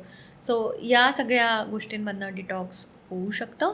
At the same time simple जे उठणं लावायची जी पद्धत आहे ती एक खूप छान डिटॉक्स पद्धत आहे, कारण खूप छान स्टिम्युलेशन होतं स्किन ऑर्गनचं. किंवा आवळा आहे, पोमेग्रानेट आहे, चिंच आहे, कोकम आहे, याखेरीज बरेचसे स्पायसेस आहेत, दालचिनी त्यामध्ये एक महत्त्वाची आहे, साधी कोथिंबीर ही मेटल डिटॉक्ससाठी इतकी सुंदर आहे. किंवा मोल्ड डिटॉक्स, आजकाल आपल्या आजूबाजू खूप मोल्ड आहे, त्याचा पण लिव्हरवर आणि बऱ्याचशा ऑर्गन्सवर परिणाम होतो आणि त्याचे डिटॉक्स शरीर आपोआप नाही करू शकत मोल्डचं. त्याच्यासाठी तुम्हाला स्पेशल मोल्ड म्हणजे जे शेवाळं आलेलं असतं किंवा बुरशी असते बऱ्याच ठिकाणी, तर कधी कधी कळतच नाही की काही रोग का होत आहेत. सगळ्या हम्म. टेस्ट नॉर्मल येतात आणि मग जेव्हा आम्ही सांगतो की मोल्डची टेस्ट करून घ्या तेव्हा बऱ्याच जणांमध्ये मोल्ड पॉझिटिव्ह. अच्छा, म्हणजे त्याची वेगळी टेस्ट असते. हो हो, त्याच्या वेगळ्या Okay. टेस्ट असतात. ओके. न्यूट्रिशनच्या खूप वेगळ्या टेस्ट आहेत हो. त्याच्यामध्ये. आम्ही ही एक करून घेतो. आणि मग मोल्ड एक्सपोजर असेल तर कोथिंबिरीचा ज्यूस आहे किंवा ज्यूस नका घेऊ, भरपूर ताजी कोथिंबीर टाका जे काही तुम्ही खाताय. इतक्या सिम्पल मेजर्समधनं पण डिटॉक्स होऊ शकतं. याखेरीज त्रिफळा काढा आहे. त्याच्यानंतर पर्सनली माझा एक फेवरेट CCCF म्हणून एक काढा देते मी बऱ्याच पेशंट्सला, ज्याच्यामध्ये क्युमिन, कोरिअँडर, कॅरम सीड्स, फेनेल आणि फेन्युग्रीक म्हणजे धने, जिरे, ओवा, त्याच्यानंतर फेन्युग्रीक म्हणजे मेथ्या आणि फेनेल म्हणजे बडीशेप. सो या 5 गोष्टींचा काढा जर सकाळी घेतला तर ओव्हरऑल मेटाबॉलिझम बूस्ट होतं, स्वेटिंग छान होतं, भूक छान वाढते आणि प्रीबायोटिक नेचर असल्यामुळे या गोष्टींचा तुमच्या इंटेस्टायनल किंवा गट हेल्थवर पण खूप छान परिणाम होतो. पंचामृत आहे साधं, हो. मध, तूप, साय, दही आणि खडीसाखर ह्याचं मिक्सचर पण तुमच्या गट हेल्थसाठी खूप छान आहे.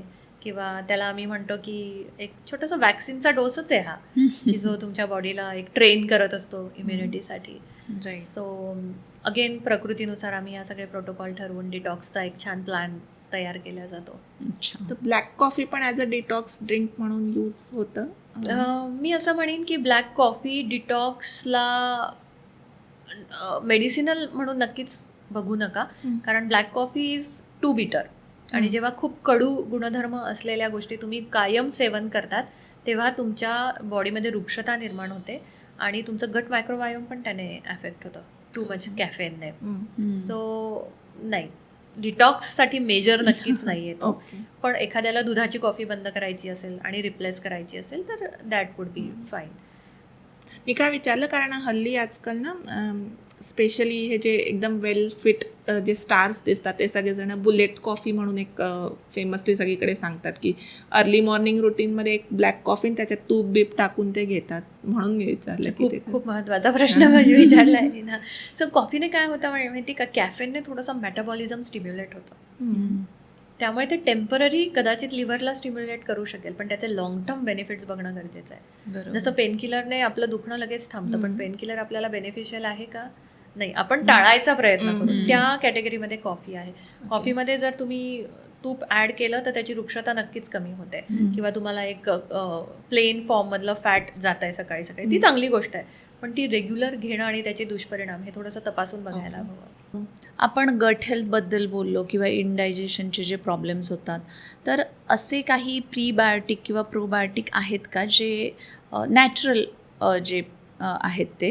कारण हल्ली ओव्हर द काउंटर बरेच लोक घेत आहेत ही सगळे प्रॉडक्ट्स. हो, छान प्रश्न आहे. कारण मीच आत्ता माझ्या भारताच्या ट्रिपमध्ये बघितलं की खूप साऱ्या मैत्रिणी अचानक गट हेल्थ सप्लिमेंट घ्यायला लागलेल्या आहे. तर पहिला प्रश्न, खरंच गरज आहे का आणि केव्हा गरज आहे गट हेल्थ सप्लिमेंटची?